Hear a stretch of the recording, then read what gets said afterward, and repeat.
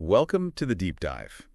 Okay, let's be real. If you're learning English, getting good at writing can sometimes feel like hitting a brick wall. You're definitely not alone if you felt that frustration, being glued to a dictionary or just feeling like progress is super slow. Exactly. And that's really why we're diving in today. Our goal here is to pull out some really effective, actionable steps to help you become a more confident, more efficient English reader. Okay. Think of it as like finding a smoother path using insights from the English Voice Club material. All right, so English Voice Club, they point to a really common problem, like right at the start of this reading journey, a number one mistake lots of us apparently make. What is that? Yeah, it's interesting because this mistake, it often stems from, good intentions. A lot of learners, they jump straight into reading things that are just way too hard for their current level. And then, bam, they're hit with tons of words they don't know, and they feel like they have to look up every single one. Yeah, I totally get that feeling. You want to understand everything, right? So out comes a dictionary.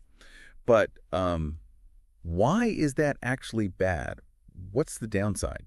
Well, if you think about how we actually learn language, stopping constantly, like every other word, it just creates these huge roadblocks. First, reading becomes incredibly slow. I mean, you could spend 30 minutes on just a couple of paragraphs. Right. Second, it can really, really knock your confidence. You start thinking, oh, English is just too difficult for me. Yeah. And maybe the biggest thing, it can just completely kill your motivation to keep going. That feeling of just wading through mud. Yeah. I know it well from trying to learn other stuff. So, okay, what's the alternative? What's the key idea here? The absolute crucial thing is selecting reading material that's actually at your current level. Yeah. It sounds simple, but it's vital. It's like you wouldn't try advanced calculus before basic math, right? Yeah, makes total sense. So how do we figure out if something is at that sweet spot level? The English Voice Club stuff gives us some practical tests, doesn't it? It does, yeah. 3 pretty straightforward checks. First, can you get the general meaning, the gist, without needing a dictionary all the time? Okay. Second, can you understand the main point of most sentences? Again, without the dictionary. On those sentences, right. And third, can you read at a reasonable speed? If it takes you an hour to get through a few paragraphs, it's probably too hard. Okay, so not so easy. It's like boring, but not so hard you want to throw the book across the room. What about if it feels a little challenging, though? Like I'm stretching a bit. Is that good? Yes, exactly. You don't want something where you understand literally every word right away. That little bit of stretch is actually where the learning happens. Oh, okay. It introduces new words, new structures, but in a context you can mostly handle. The main thing is you can still follow the overall meaning without getting totally lost. This is really helpful. But where do we actually find these just right materials, especially, say, if you're intermediate? Well, the English Voice Club has a great suggestion, graded readers. Have you heard of those? Right. I think so, yeah. Books written for learners. Exactly. They take famous stories, even classics like Shakespeare sometimes, and adapt the language for different CEFR levels. They're an excellent place to start. Oh, that's a brilliant tip. Seriously, wish I'd known about those sooner. But what about, other stuff like news websites, blogs, that kind of thing? Absolutely. News sites, your favorite blogs, magazines, online forums, regular books, they can all be great resources. But, and this is the important part, you have to apply those 3 tests we talked about to anything you choose. Right. Just because it's out there in English doesn't mean it's the right level for your learning right now. So it's genuinely okay to just say, you know what, this is too hard right now, and put it down. No guilt necessary. 100%. The goal is effective learning and building confidence, not like fighting a battle you can't win. Finding the right level is key. Got it. So once we've figured out how to pick the right stuff, what's next? How do we build a good habit? Okay, so step 2 is about making a plan, a reading study plan. And let's be clear, this isn't about some magic trick for instant results. Right, no quick fixes. Not at all. Getting better at reading takes time and consistent effort. The main principle, really, from the English Voice Club is just read as much as you possibly can regularly. More reading, more improvement. Makes sense. Like any skill, really, practice makes perfect, or at least better. And it's not just about reading a lot, is it? What matters, too. Variety seems important. Oh, definitely. Just like we talked about with listening practice, You need variety in your reading. If you only ever read, say, economics news, you'll get good at that, but then a casual blog post or a novel might feel really weird and difficult. Reading different styles, different topics builds much broader skills. Okay, so variety is key. How do we actually structure this into a plan? Yeah. What are the sort of rules for a good reading plan? The English Voice Club suggests 2 main rules, which are pretty simple but effective. First, do something every single day, even if it's just 5 minutes. Consistency beats intensity here. 5 minutes is doable. Totally. And second, try to do something different every day. Keep that variety going. So Monday might be a bit of your graded reader, Tuesday a blog post, Wednesday a news article, maybe Thursday some song lyrics you like. Oh, I like that. Mixing it up keeps it fresh. And I guess tailoring it to what you actually find interesting helps you stick with it. It's crucial. Read about your hobbies, your interests, things you genuinely want to know about. That makes it so much less of a chore. Yeah. The source material even recommends writing your plan down. Put it somewhere visible.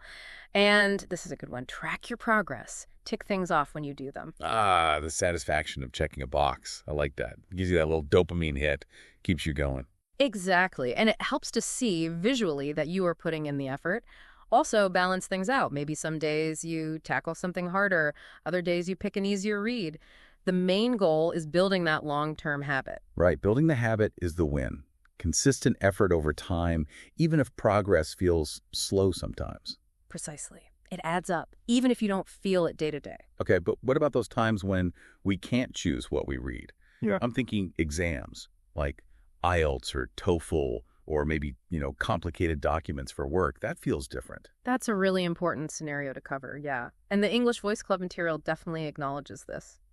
Exams, work stuff, often you're stuck with the text you're given, whether it's at your level or not. So if you open that exam paper or work email, and it's just full of words you don't know or sentences you can't untangle, what then? Well, that's tough. If a text is genuinely way above your current level, there's no magic wand you can wave in that moment. It's a challenging spot to be in. So those articles, promising top 5 reading tricks for IELTS Band 9, maybe not so helpful if the text itself is the main problem. The source is pretty clear here. Those kinds of tips and tricks often work best when you're close to the required level, maybe needing a strategy to manage time or guess unknown words effectively. They're not really a substitute for understanding the language itself when there's a big gap. Okay, that's a useful reality check. So the real preparation for tackling those harder, unavoidable texts is actually all the stuff we just talked about. The consistent practice with level-appropriate material. Exactly that. Building your core vocabulary, getting comfortable with different sentence structures through regular, manageable reading, that's what prepares you long-term to handle more complex stuff when you have to. It all comes back to building that solid foundation. Right. The foundation is everything. Okay, so besides picking the right level and having a plan, are there other things we can actively do to boost our reading skills? Yeah, a few other important points came up. Firstly, supporting your reading with regular grammar and vocabulary study. We're not diving deep into how to do that today, but it's a vital piece of the puzzle. Makes sense. Reading helps you see it in action. Studying helps you understand the rules. Precisely. Secondly, try reading texts more than once. Especially if you found it a bit tricky the first time, repeated exposure is great for helping new words stick. Ah, rereading. Good idea. And thirdly, as you feel more comfortable, consciously start choosing slightly more difficult texts. You need to keep pushing your boundaries gently to keep improving. It's a gradual climb. Like adding a little more weight at the gym each week. Got it. Got it. Now, the final step mentioned was about challenging yourself. Why is that important? Isn't consistent reading enough? Well, consistency is king, but let's face it, practice can sometimes feel a bit monotonous. True. Reading stuff you find interesting is the best defense against that, obviously. But adding specific, small challenges can also make your practice more engaging and push your skills in different ways. Okay, so what kind of challenges are we talking about? You could, for example, use a timer. See how much you can read and understand in, say, 10 minutes. It pushes you to be a bit more efficient. Okay. Like a mini race against yourself. Yeah. Or you could try some speed reading apps. They train you to read faster gradually. Another good challenge is to occasionally try reading without a dictionary at all. Ooh, scary. But I guess that forces you to rely on context. Exactly. It simulates real life where you don't always have a dictionary handy, and it trains that skill of inferring meaning. That makes sense. Kind of like a workout for your guessing muscles. But we shouldn't just throw away the dictionary completely, should we? Oh, definitely not. That's a really important clarification. Reading without a dictionary sometimes is a useful exercise, but using your dictionary strategically is still absolutely crucial for actually learning new vocabulary accurately. It's about balance. Balance. Okay. So if we were to boil all this down, what are the absolute key takeaways for someone listening who really wants to improve their English reading? All right, the core message from the English Voice Club material is this. 1. Choose reading materials that are truly at your current level. Use those tests. 2. Make a study plan focusing on consistency and variety. Read something every day, mix it up. Right. Level plan. 3. Remember that reading works best when you also work on your grammar and vocabulary actively. And 4. Challenge yourself, sometimes use timers. Try reading without a dictionary now and then to keep things engaging and push your skills forward. Level, plan, support with G&V, and challenge. Got it. And I guess the big underlying thing is patience. It takes time. Absolutely. It's a marathon, not a sprint. Consistent effort really does pay off. Okay, so a final thought then, maybe something for our listeners to chew on. Yeah, how about this? Think about the kind of English reading you actually do most often in your life. Is it emails for work, social media, news articles, textbooks? Even if you can't always choose those texts based on level, how could you apply some of these strategies we've discussed today? Maybe rereading, maybe focusing just on the main idea first. How can you adapt this advice to make it work for the reading you actually encounter?